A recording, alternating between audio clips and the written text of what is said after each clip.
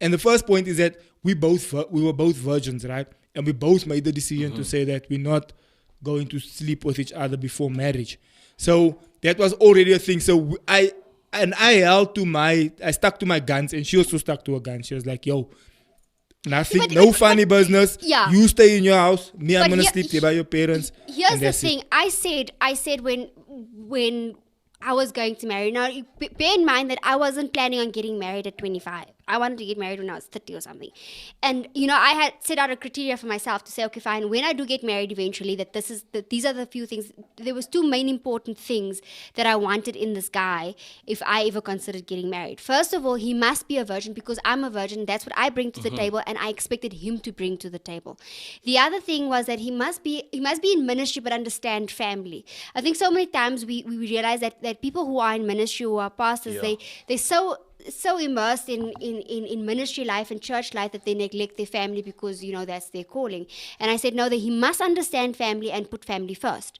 So that was the criteria that I set out. And you know what, God really has a sense of humor when it comes to certain things, because he made sure that I had it in overdrive. So my criteria is good. My criteria was always good home, both parents, because those are psychological things that that happens later on in your marriage.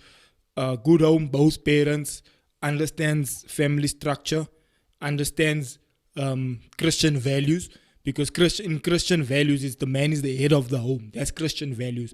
I know the world is now trying to turn that upside down. That's the reason we have the high divorce rate. That's the reason we have children growing up, not knowing their parents or whatever, because the world is trying to undo proper values, right, of how a family unit should work.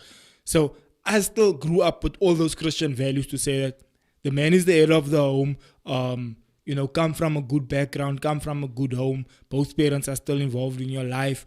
And that was my criteria, and to each their own. No children. I don't want you to come here and then later on I find out you have a 2-year-old running around there, because now it's like, what must happen now if this child's father now comes back and how, so I didn't want to deal with all that. Listen, for me personally, and this is my criteria, each to their own has their criteria, but marriage in and of itself is already a difficult thing to navigate. And so now if you're still going to add more pressure and different elements to it, it makes it that much more difficult. So I wanted to keep my criteria clean from the beginning. I wanted to start on a clean slate. And given that I also kept myself clean, I didn't go sleep around. I didn't come in here with baggage. I also didn't come in with a child or anything. So I couldn't ask for something that I didn't myself bring to the table. So when we both sat around the table, she could see, okay, this is a decent guy, comes from a good home, listen, outside of the fact that you come from a good home, there's always going to be issues. Her parents have issues, my parents have issues. We're going to bring some sort of issues to the marriage. Yeah, nothing is perfect. But the truth of the matter is, the more clean you can keep that, the better. The cleaner you can keep that kind of relationship in the beginning and how you start off on a clean slate, the better. If you're adding elements that are going to add pressure, then it's just going to make things more challenging as you move forward. Yeah.